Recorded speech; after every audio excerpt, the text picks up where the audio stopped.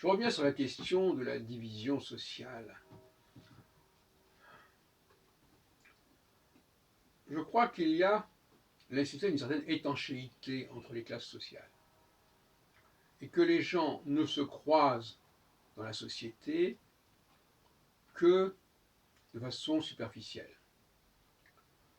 C'est pas parce que je côtoie un animal que je dois vivre comme l'animal,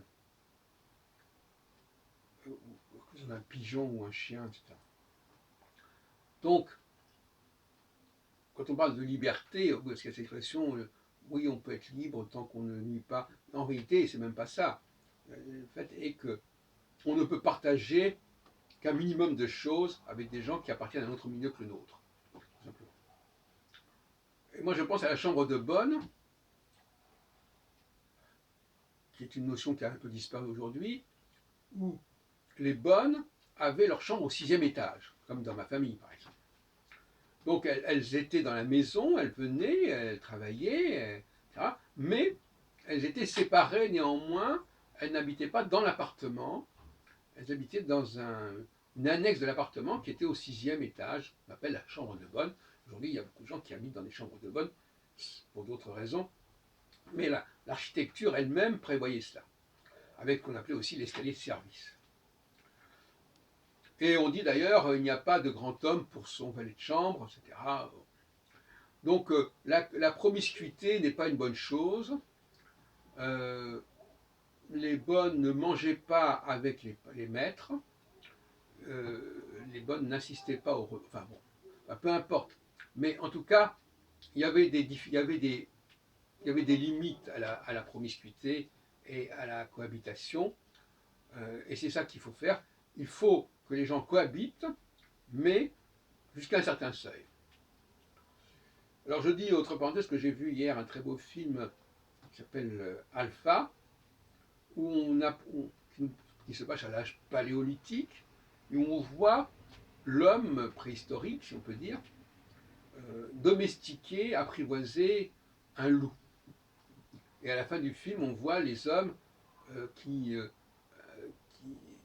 qui vivent avec les loups, en fait, on va dire, dont les loups partagent la vie. Mais là encore, tout est relatif.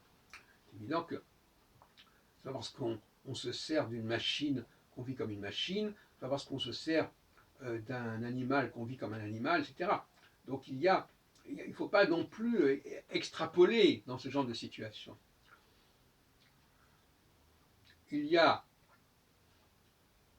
un minimum de choses à respecter, de lois basiques à respecter, mais globalement et dans l'ensemble, les gens ont leur propre code, leur propre mode de fonctionnement, leur propre mode d'existence, et il n'est pas souhaitable d'interférer et de faire interférer.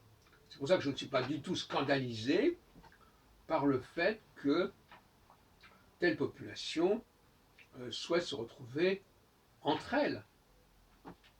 Moi, je ne cesse de constater, notamment à Paris, que, je ne parle pas de la zone, de la banlieue, que quand je vois un groupe de jeunes, ils sont tous de la même couleur. Ils sont noirs, ils sont blancs, etc. Mais je veux dire que. Et puis, donc, je veux dire, les gens aiment se retrouver entre eux, très jeunes. Même des jeunes qui sont nés visiblement en France, ils se retrouvent entre eux. Parce qu'ils ont des codes différents.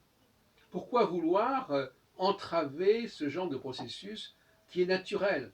Même si, au niveau du discours, les gens sont dans le déni de cela, mais il suffit d'observer la réalité pour voir que, finalement, les gens se retrouvent entre eux, les jeunes entre eux, les vieux entre eux, les noirs entre eux, les asiatiques entre eux, etc. À ce propos, au propos des asiatiques, dont on dit qu'ils sont bien intégrés, tout est relatif.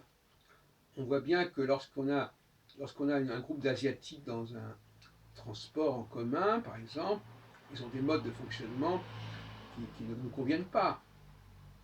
Par exemple, un des grands sujets de tension, c'est le fait de parler trop fort.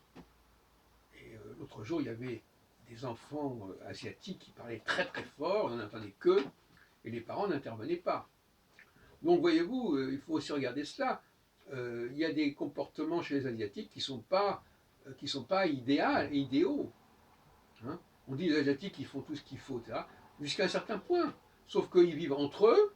Donc déjà, on pourrait discuter. Alors on reproche aux Arabes d'avoir leur propre quartier, mais qu'est-ce qui se passe dans le 13e s'il n'y a pas un quartier chinois? Chinatown, alors il ne faudrait pas se moquer du monde. Et quand ils sortent en dehors de leur quartier, eh bien je répète encore une fois, on est très souvent, quand il y a des gens qui parlent trop fort, il se trouve que comme par hasard, ce sont des Chinois ou des Asiatiques. Et donc ils ne sont pas adaptés, ils ne sont pas intégrés, etc.